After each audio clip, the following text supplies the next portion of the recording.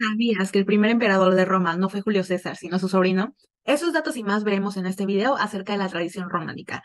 Somos el primer equipo compuesto por Dante Ayala, Jeremy Sandoval, Aldair Williams y su servidora Paola Lavarría. A continuación, hablaré acerca de las fuentes del derecho romano en la monarquía. Durante este periodo, las fuentes formales del derecho se limitaron principalmente a la costumbre de los antepasados, conocida como mores mariorum. Sin embargo, según la leyenda, un erudito del derecho llamado Papirio compiló una colección de leyes reales votadas en los comicios, conocida como Ius Civile Papirianum. Sin embargo, tras la caída de la monarquía, incluso estas disposiciones cayeron en desuso, marcando así un cambio en la evolución de las fuentes del derecho. En la República Romana, las fuentes de derecho incluyen la costumbre, la ley, los plebiscitos, los senadoconsultos, los edictos de los magistrados y la jurisprudencia. La ley tenemos como ejemplo a la Ley de las 12 Tablas, que es una disposición votada por el pueblo en comicios, que consiste en tres partes. La prescriptio, que indica el nombre del magistrado y la fecha de votación, la rogatio, que es el texto de la ley, y la sanctio, que establece las disposiciones sobre su observancia y las sanciones por su incumplimiento. Después de la ley, los plebiscitos son una fuente importante del derecho. Gallo los define como las disposiciones ordenadas y establecidas por la plebe. Inicialmente, estas medidas solo eran vinculantes para los plebeyos, pero después de la ley Hortensia del año 287 a.C., las hizo obligatorias para todos los ciudadanos, convirtiéndolas así en leyes. La diferencia entre una ley y un plebiscito radica en cómo se designa. Los plebiscitos llevan el nombre del tribuno que propuso la medida, mientras que las leyes llevan los nombres de los cónsules proponentes. En tercer lugar, tenemos a los senadoconsultos, los cuales son medidas legislativas emitidas por el Senado romano. Inicialmente, durante la República, eran simplemente consejos eh, dirigidos a varios magistrados, pero con el tiempo adquirieron un carácter más legislativo, especialmente al finalizar la República.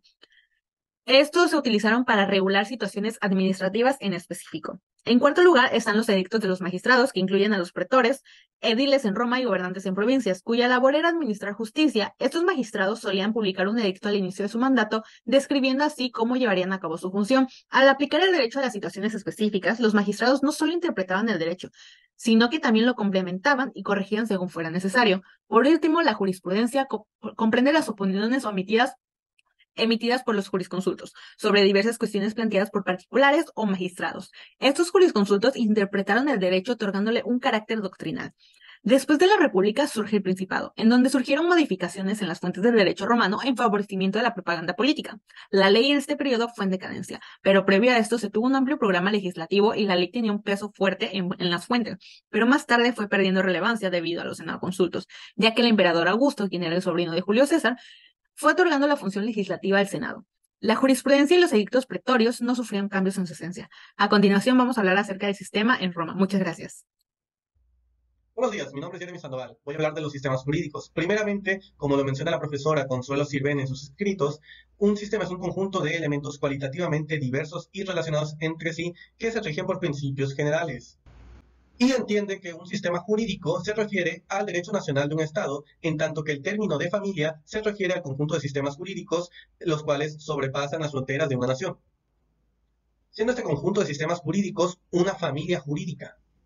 Ahora, de forma más específica, voy a hablar del sistema jurídico de la monarquía romana, el cual aportó el derecho privado, el derecho público, el iure civile o derecho civil y el common law, el cual era dirigido por los tres pilares principales que son el rey, los comicios y el senado, que estaban encargados de dirigir tanto el ámbito político como jurídico y otros cuantos tantos.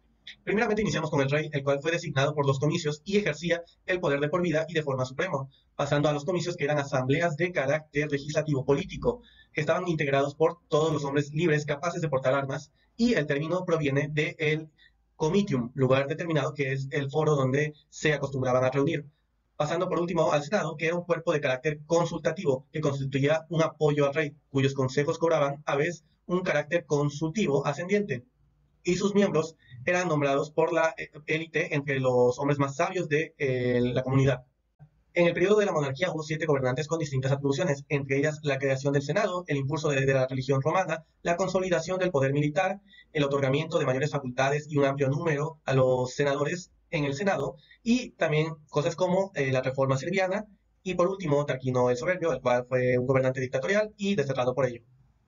Pasando al tema de los comicios durante la monarquía, encontramos que son dos tipos que hay en estos. Los comicios por curias, que eran los más antiguos y tuvieron como función el asegurar el ejercicio de los derechos políticos, entre otros, y los comicios por centurias, los cuales nacieron por resultado de la población aumentada en la Roma de la monarquía.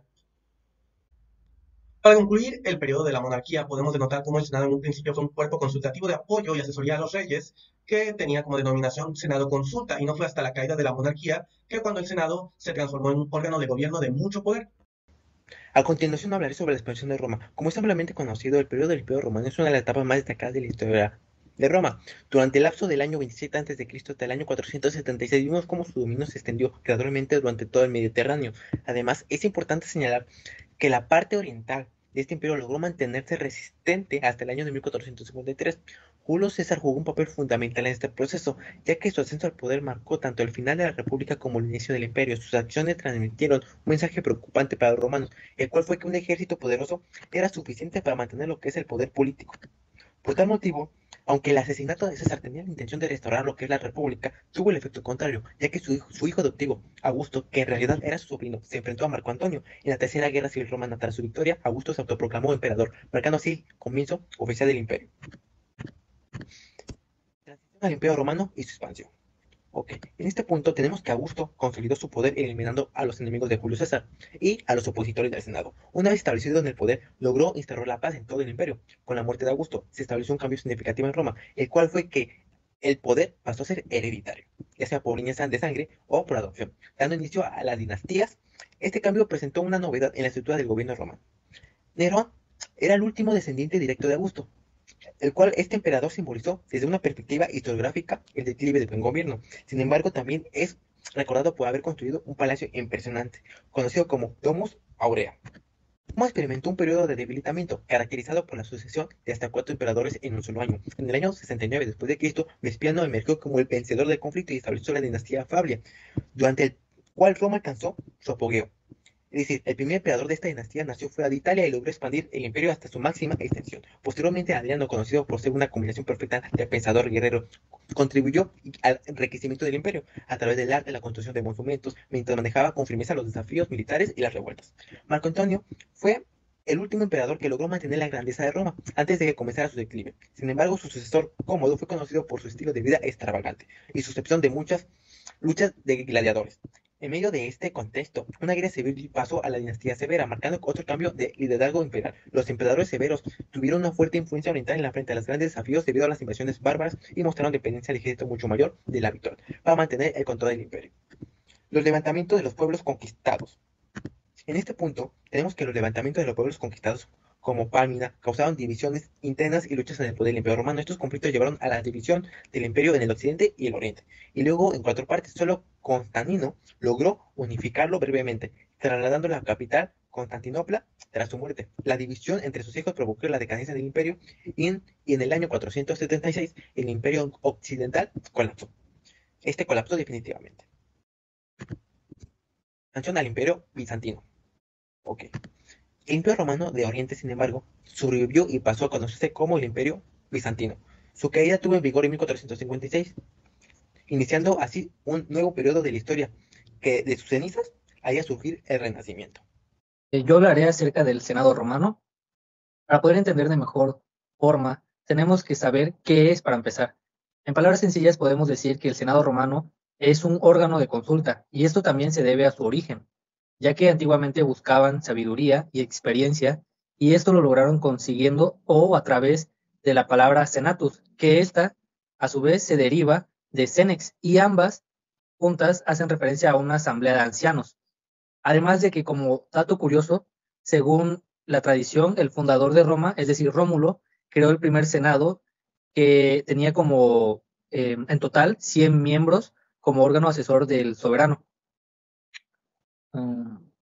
Bueno, ¿quiénes lo conforman? Las personas que lo conforman en general eran servidores públicos. Estas personas eran aquellas personas más importantes de la sociedad en ese tiempo, es decir, son los que contaban con un papel fundamental y principal en la toma de decisiones para el destino de la misma sociedad. En cuanto al número de miembros, como tal no está definido, sin embargo, se estima que se encontraban entre 300 y 600 servidores públicos. Su función, bueno, a pesar de que existía un rey y esta era la figura suprema en aquel tiempo, también era cierto que necesitaban de un auxiliar, y por ello es que la principal función del Senado era en dos formas, pero respecto a la ley, es decir, o estaban a favor o en contra de la solución planteada en el problema que correspondía. Entonces, el rey era aquella figura que se encargaba de las funciones religiosas, judiciales y ejecutivas, pero el Consejo era la figura que se encargaba de lo legislativo, por lo que otras de sus funciones era vetar o sancionar las leyes que el monarca marcaba, así como crear nuevas leyes y sus castigos. Y por otra parte, también representaba los intereses de los estados ante la Unión, esto mediante un peso específico al tomar en cuenta otros estados para poder crear mejores leyes.